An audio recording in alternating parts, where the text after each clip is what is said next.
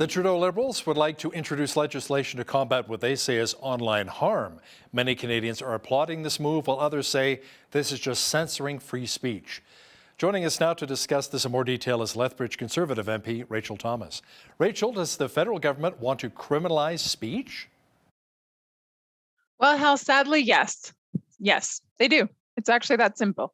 And it's not just one piece of legislation, but I would argue that it's actually a very concerted effort through three pieces of legislation. So we already see two of those on the table, Bill C-11 and Bill C-18. And we know that there's a third one that's in the works, which is the one that you've already mentioned, having to do with what they're calling online harms. The problem with this piece of legislation, online harms, is that they're framing it as if it's going to protect the vulnerable. However, that's not quite the case, Hal. Instead, what they're going to be looking to do is they're going to look to expand their role in determining what Canadians can and cannot say online. And look, hell, I think it's worthwhile to just back up here for one moment and highlight the fact that if we're going to talk about hate, we already have that covered off. That's already in section 3.19 of the criminal code. And so, if it comes to hate speech online, people are protected against that already. What this legislation that the Liberals are proposing is going to do is actually make them the arbiters of truth, or the arbiters of what you can and cannot say, what might be harmful versus what might be acceptable.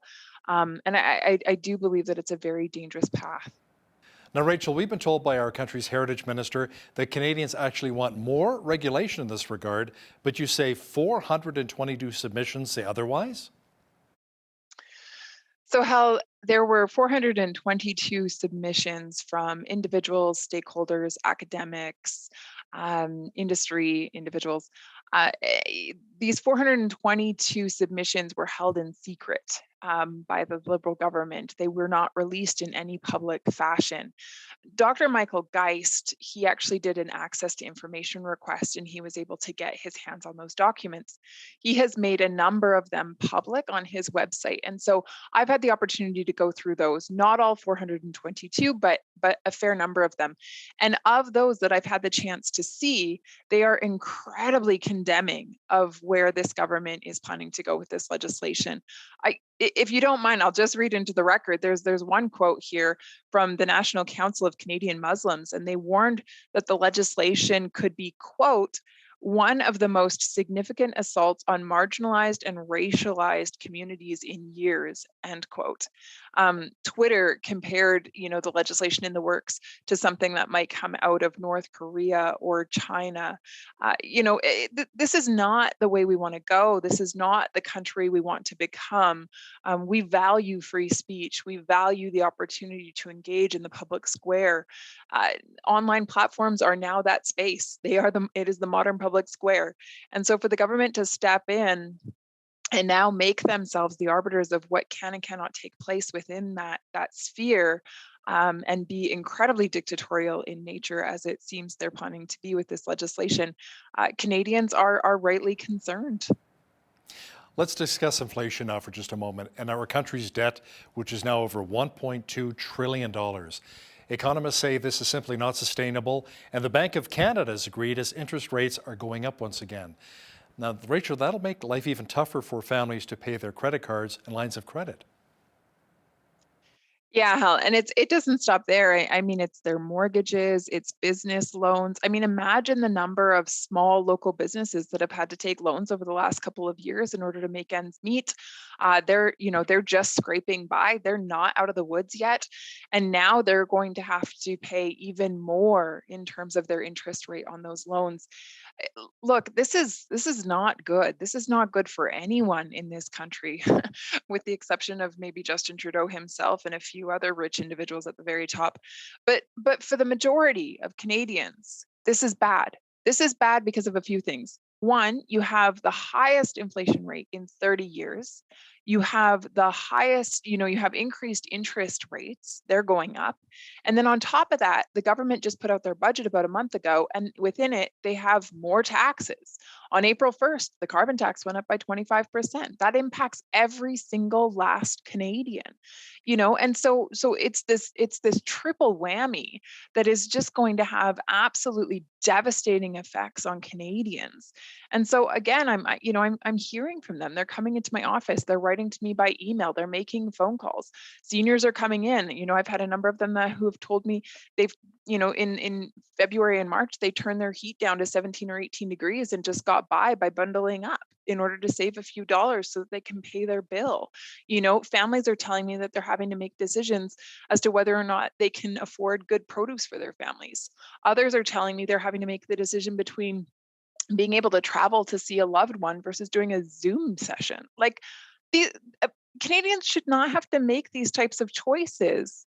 And in normal circumstances, they wouldn't have to. The only reason they're put into this situation is because the government is spending nonstop, and they're not wanting to exercise fiscal restraint. It's wrong. Let's circle back to food for just a moment. I know when I go out grocery shopping, I look at what $100 buys now versus what it bought maybe even just a couple of years ago.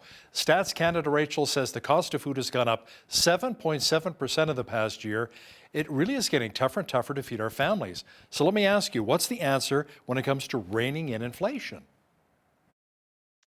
Yeah, Hal. So you point to the Stats Can number of 7.7%, and by all means that's an important number. But I think if we were to put that in dollar figure, what we know is that the average Canadian family can look to spend about $1,000 a year more on their groceries. That's a lot. That's a lot of money. Especially when you're already just scraping by. And then, you add on top of that your cost of fuel and your cost of heating your home and your cost of sports, et cetera, et cetera. And families just, they're feeling pinched. They're feeling the crunch of this. And so you asked, what is the answer? Well, the answer is the government needs to stop printing money. Stop. It really is that simple, actually. Stop pumping the economy full of cash, because now we have all of these extra dollars going after a limited number of goods, which just raises the cost for everything. And so, number one, stop printing money. Number two, spend within your means. Exercise fiscal restraint. Be responsible. That's what we want from our government. That's what Canadians are telling me, at least. Well, let's talk about house prices now as well. A new report says buying a home, well, basically it's double the price of a house since the Trudeau Liberals took office back in 2015. The average house price in Canada is now close to $800,000. But I'm wondering what would that be if you factor out Vancouver and Toronto. It might be around 500,000. But still, Rachel, how can a young couple hope to own a home in Canada when you'd have to come up with maybe $30,000 or $40,000 down payment? Yeah, and this one's tricky, Hal, because we're not only dealing with inflationary measures, but we're also dealing with, supply and demand. So there's a significant demand for purchasing homes, but we have a lack of supply. And so at the end of the day, we really need to get more homes built. To do that, a big part of that is scrapping unnecessary red tape, allowing builders to do what they need to do. Get the job done, get those homes built, get people into them. I think we're in a really sad place in this country right now, because there are many, many, many people who hold on to the dream of home ownership who unfortunately will not be able to realize it, because we've just entered into a space where for many it's unattainable. Again, I don't believe it needed to be this way. I think the government could have put mitigating action in place that would have prevented this. What's unfortunate is that, yes, we're seeing this across Canada, but if I just hone in specifically here at home, I think in Lethbridge, we've always enjoyed the fact that our housing is decently affordable compared to places like Toronto or Vancouver or Montreal. But when I talk to realtors here, they're telling me that we're seeing the prices go up here as well, because we have an increased demand, but a decreased supply. And so, we do have this problem on our doorstep. And unfortunately, that has a direct impact on those in Lethbridge who are looking to buy a home. The world was glued to their TVs watching what transpired unfolded in Ottawa with the Freedom Convoy. as a lot of truckers who you supported as well were fighting for our freedoms. Now, there were recent reports that the federal government refused to disclose the justification for invoking the Emergencies Act, which dealt with a lot of the blockades and the Freedom Convoy. So, Rachel, let me ask you something. Whatever happened to transparency or accountability? I don't know how. I don't know. Justin Trudeau, as the Prime Minister of this country, has touted from the beginning, from 2015, the moment he took office, that he was going to be open and transparent. But I can give one example after another of where that just has simply not been the case. Here we are. We are, reviewing the Emergencies Act. There's a special committee that's been set up to do this, as the legislation requires. And they're looking at it because it was unprecedented. It was a massive power grab, and it does have to be justified. And so it is this committee's responsibility to look into it and to make sure that it was in fact required. Here's what needs to be measured. Were there any other laws in place that could have dealt with the situation at hand? If there were, then it's unjustified. However, if the power wasn't there or the legislation wasn't there in order to properly deal with this problem, then sure, the Prime Minister would be justified in his actions. This committee's responsibility is to do the investigative work, which means that the minister and the government need to cooperate, which means they have to make available the documents that they reviewed in order to come to that decision. They have been refusing at every turn. They refuse to provide this committee with any of the information that is required to make a determination as to whether or not this power grab was justified. And so it's incredibly frustrating for the members of this committee, but most importantly, it's frustrating for Canadians because they deserve answers. They deserve answers.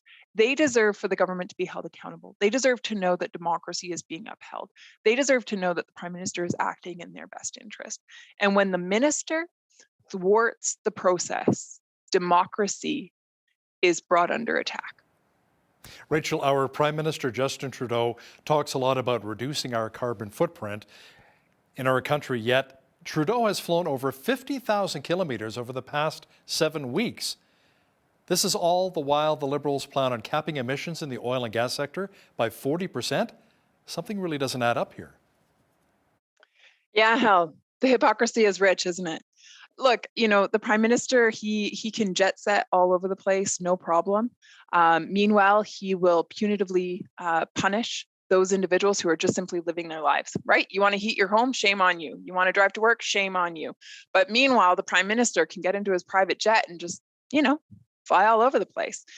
What's interesting here is that if we just take a step back and consider the fact that the Prime Minister is not paying his own carbon tax on that fuel. No, Canadians are. Canadians are paying for the Prime Minister's carbon tax, for the carbon tax that is applied to the jet fuel that he is using to go fly himself all over the world multiple times over. Isn't that interesting? So they're not only paying their own carbon tax, but they're paying his as well.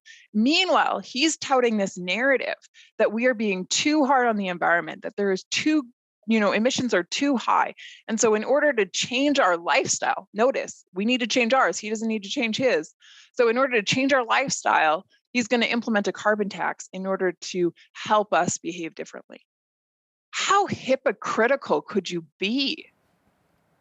Premier Jason Kenney has been meeting with American officials to discuss the potential of resurrecting the Keystone XL pipeline and trying to get more of our oil and gas to the United States. But Rachel, let me ask you, what are you hearing federally in Ottawa? Any chance of that actually happening? Again, Hal, a really great question. I'm not hearing a lot about this in Ottawa. Unfortunately, I really wish I was. Certainly, my Conservative colleagues and I are very much in favor of seeing greater development within the energy sector here in Canada. And of course, Alberta would benefit significantly from that. We have an opportunity at our fingertips, and we have for a long, long time. And that is, energy sovereignty, energy development, making sure that we take our product and get it to market. Part of that is creating, an east-west corridor.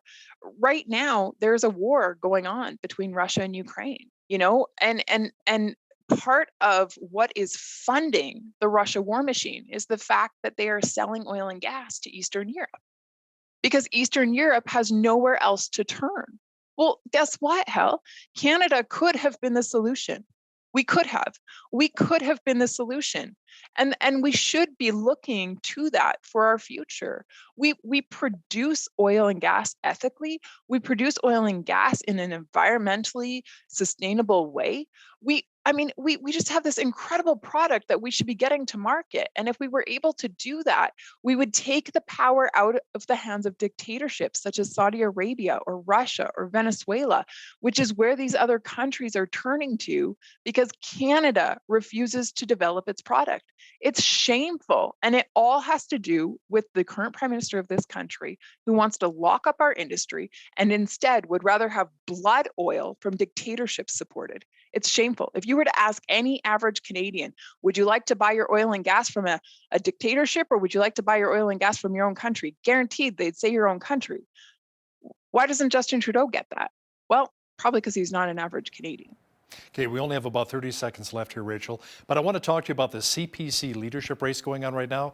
Pierre Poilievre is drawing crowds of thousands of people. Jean Charest, not quite as many people, but I guess with him it's more about the quality, not the quantity, selling memberships. Have you thrown your support behind any candidate yet? Hal, I'm staying neutral at this point in time. Okay, let me ask you something then. Why do you think what Pierre Poilievre is preaching right now is resonating with so many Canadians? I think a lot of Pierre's messaging has to do with freedom. And I think after 2 years of perpetual lockdowns and people, watching their rights and freedoms be infringed upon, I think they crave a message of freedom. I think it'd be very interesting if Pierre Poilievre did win the CPC leadership, then there's an election called, and a Pierre ends up beating a Justin. I think that would be something like, wait a minute.